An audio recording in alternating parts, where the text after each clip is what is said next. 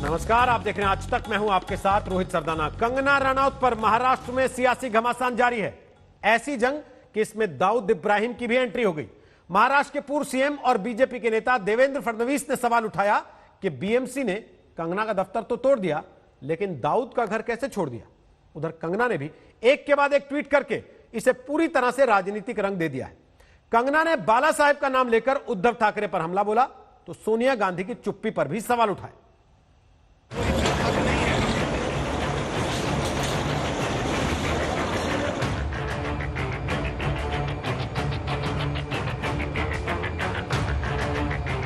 कंगना विवाद में अब दाऊद की एंट्री। रोज शिवसेना के नेताओं की किसके किसके घर अवैध है, किसके ऑफिस अवैध है, चीजें बाहर आ रही है। आप दाऊद का घर तोड़ने नहीं जाते। फडणवीस का महाराष्ट्र सरकार पर सीधा निशाना। आप अपनी जितनी क्षमता कंगना के पीछे लगा रहे हैं, उसमें से 50% भी क्षमता अगर कोरोना के पीछे सीरियसली आप लगाएंगे तो शायद लोगों की जान हम बचा पाएंगे। कंगना के बहाने सियासी घमासान फुल। अभिनेत्री कंगना रनौत के दफ्तर को बीएमसी ने तो मलबे में तब्दील कर दिया, लेकिन मलबे से उठी धूल अब महाराष्ट्र की सियासत को दागदार करने लगी है। आज मेरा घर टूटा है, कल तेरा घमंड टूटेगा। कभी मुंबई में बाला साहेब की तूती बोलती थी, उनके बेटे उद्धव पर हमला करने के लिए कंगना ने अब बाला साहेब का ही सहारा लिया है। ट्वीट कर कंगना ने कहा, महान बाला साहब ठाकरे मेरे सबसे पसंदीदा आइकन्स में से एक हैं। उनका सबसे बड़ा डर था कि किसी दिन शिवसेना गठबंधन करेगी और कांग्रेस बन जाएगी। मैं जानना चाहती हूं कि आज पार्टी की स्थिति को देखते हुए उनकी भावना क्या है। ये पहला मौका नहीं है जब कंगना ने बाला साहेब का नाम लेकर उद्धव को घेरने की कोशिश की है।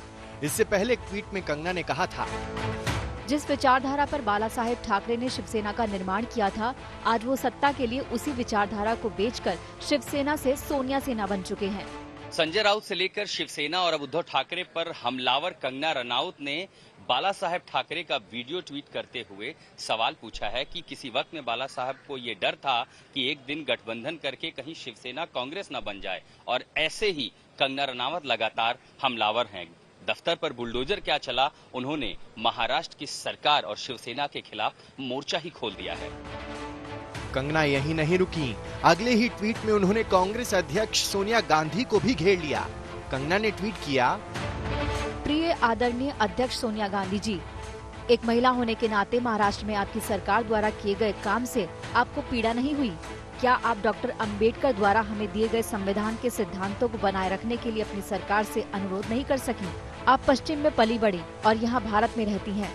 आप महिलाओं के संघर्ष से अवगत हैं। जब आपकी अपनी सरकार महिला का उत्पीड़न कर रही है और कानून व्यवस्था का पूरी तरह से मजाक बना दिया है, तो आपकी चुप्पी और बेरुखी का आकलन इतिहास करेगा। मुझे उम्मीद है आप हस्तक्षेप करेंगी।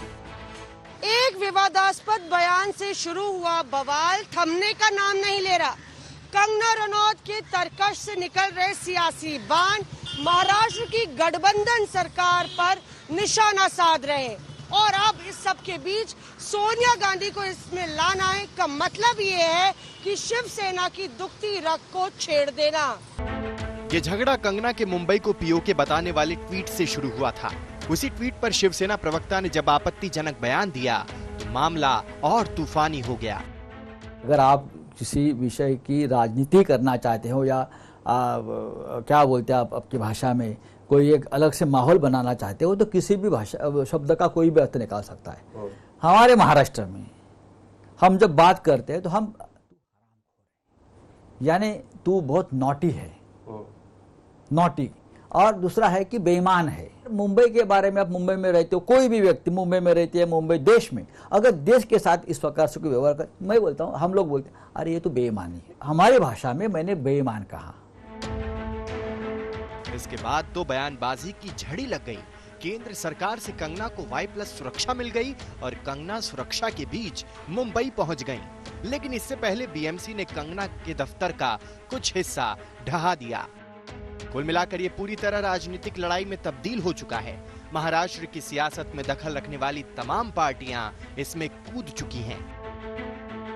कंगना का मुद्दा तो बीजेपी ने नहीं उठाया, क्या जरूरत थी? आप क्यों ऐसा बयान देते हो कि उन्होंने मुंबई नहीं आना चाहिए? आप क्यों बयान देते हो उन्होंने ऐसा करना चाहिए? पूरी आपकी सिस्टम क्यों लग जाती है? मुद्दा बड़ा क्यों हुआ? कंगना तो कोई राष्ट्रीय नेता नहीं थी, कंगना तो कोई ऐसा विषय नहीं था कि जो राष्ट्रीय स्तर पर चला जाए, आपने उसको बड़ा किया। कंगना का खुलकर समर्थन कर रहे रामदास आठवले कल कंगना से मिलने उनके घर पहुंचे। आठवले ने कंगना को सुरक्षा देने का भरोसा दिया, वहीं राजनीति में शामिल होने का भी ऑफर दिया, लेकिन कंगना ने राजनीति में शामिल न होने की इच्छा जताई। कंगना रनावत बोलते हैं मुझे पॉलिटिक्स में इंटरेस्ट नहीं है, लेकिन मुझे समाज में एकता होनी चाहिए, इसमें मुझे इंटरेस्ट है। मेरी फिल्में जो अभी अयोध्या नाम की एक फिल्म आ रही है और उसमें दलित का भी कैरेक्टर मैं उसमें कर रही हूँ। मुझे दलितों के बारे में बहुत बड़ा आदर है और ये जाति व्यवस्था खत्म होनी चाहिए, इसी तरह की भूमिका उन्होंने रखी है। तो मुझे लगता है कि अभी वो कौन सी पार्टी में जाएगी, अभी उन्होंने तो बोला है कि भाई मुझे राजनीति में इंटरेस्ट नहीं है, मैं फिल्म में हूँ और जब तक मैं फिल्म में हूँ तब तक अभी किसी पार्टी में जाने का विचार नहीं किया है। लेकिन वो अगर बीजेपी में या आरपीआई में आती है तो हम उनका तो स्वागत करेंगे। अगर आरपीआई में आते हैं तो मैं 100% स्वागत करूंगा, बीजेपी में जाएंगे तो 50% स्वागत करूंगा। कहने में गुरेज नहीं कि शिवसेना ने कंगना के दफ्तर पर बुलडोजर चलवाकर अपने लिए विवादों का पहाड़ खड़ा कर लिया है। हालत ये है कि सरकार में साझेदार एनसीपी के मुखिया शरद पवार भी दफ्तर पर बुलडोजर चलाने के फैसले पर उद्धव के साथ नहीं हैं। काही संबंध नाही, थोडंसं जबाबदारीने बोलण्याची अपेक्षा कोणाकडून करावी हा जरा प्रश्न आहे। लेकिन महाराष्ट्र सरकार इस विवाद में पीछे हटने को तैयार नहीं। तू तड़ाक की भाषा को लेकर कंगना के खिलाफ विक्रोली थाने में केस दर्ज हो चुका है। ड्रग्स केस की जांच के आदेश भी दिए गए हैं। देखना दिलचस्प होगा कि ये विवाद आगे क्या मोड़ लेता है। आज तक ब्यूरो। कंगना जिस तरह से महाराष्ट्र सरकार से पंगा ले रही हैं, पलटवार करते हुए महाराष्ट्र सरकार ने भी उन पर शिकंजा कसना शुरू कर दिया है। मुंबई पुलिस को कंगना के पुराने ड्रग्स केस की जांच करने के लिए कह दिया गया है। आज मेरा घर टूटा है, कल तेरा घमंड टूटेगा। ये वक्त का पहिया है, याद रखना, हमेशा एक जैसा नहीं रहता।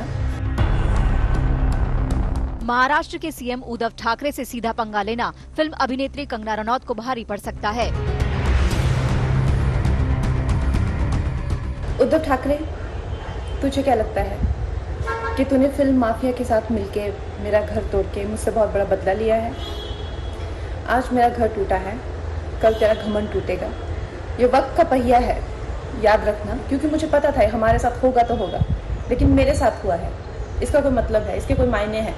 और उद्धव ठाकरे, ये जो क्रूरता और ये जो आतंक है, अच्छा हुआ ये मेरे साथ हुआ, क्योंकि इसके कुछ मायने हैं।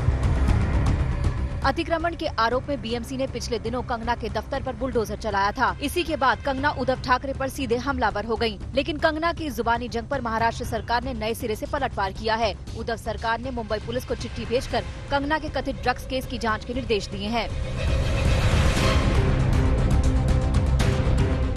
मुंबई पुलिस को महाराष्ट्र सरकार की तरफ से भेजी चिट्ठी का आधार फिल्म अभिनेता अध्ययन सुमन का एक पुराना बयान है। उस बयान में अध्ययन सुमन ने दावा किया था कि उन्होंने सुना था कि कंगना नियमित तौर पर ड्रग्स लेती थी।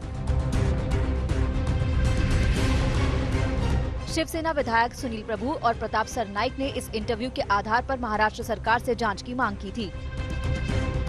अध्ययन सुमन ने ऐसा आरोप उनके ऊपर किया था कि वो काले जादूगर करती है, काले पुतलियां रखती है और साथ ही में वो मुझे ड्रग दिया करती थी और खुद भी ड्रग का सेवन करती थी।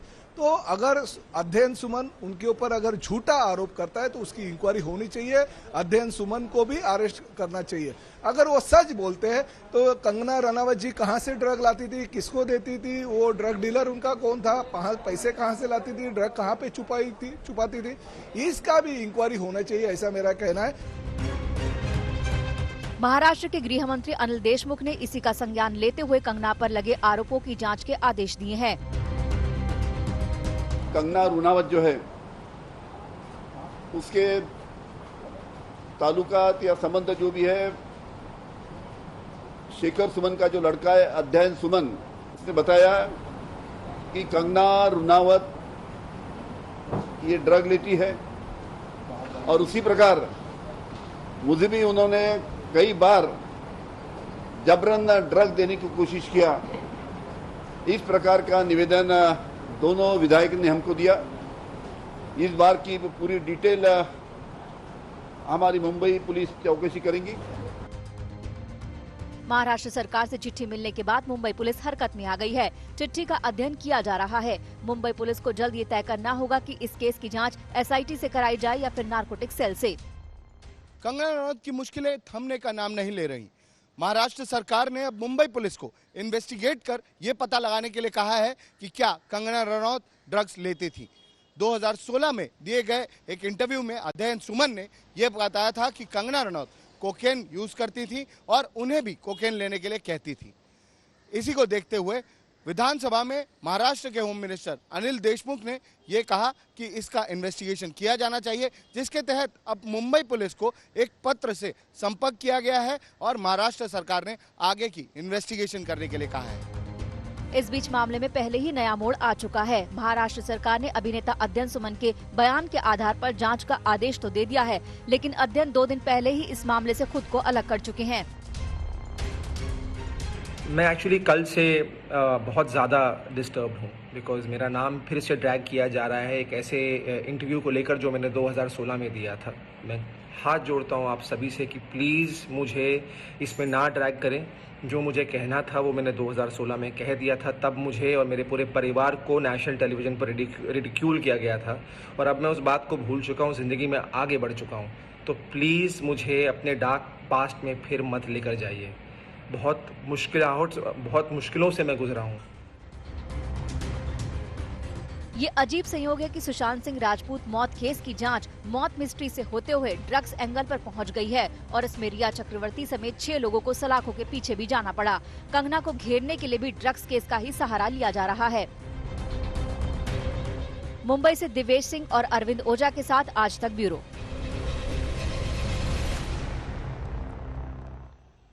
इस मामले में लगातार राजनीतिक बयानबाजी भी चल रही है क्योंकि अब मामला पूरी तरह सरकार बनाम विपक्ष के बीच जंग की तरह हो चुका है।